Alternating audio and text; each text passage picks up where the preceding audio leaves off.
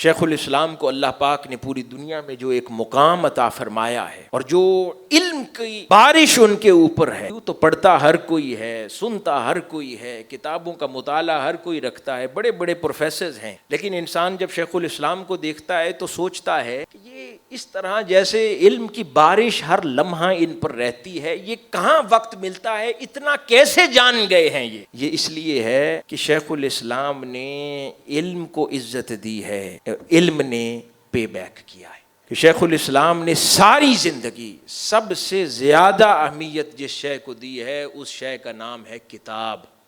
کتاب دوستی، کتاب سے محبت، کتاب کو عزت، کتاب کو احترام، خود نیچے سو جانا، کتاب کو اونچی جگہ پہ رکھنا۔ ہم اوپر بستر پہ سوتے ہیں، کتاب کو نیچے زمین پر رکھتے ہیں، تو وہ کتاب کیسے مخاطب ہوگی آپ سے؟ وہ کتاب کیسے پھر اپنے سینے کے راز آپ کو منتقل کرے گی جب اس کتاب کو وہ عزت نہیں دی جاتی؟ تو نہ پڑھانے والے کو عزت دیں گے، نہ اس کتاب کو عزت دیں گے جس سے سیکھتے ہیں، تو پھر وہ آپ سے مخاطب نہیں ہوگی۔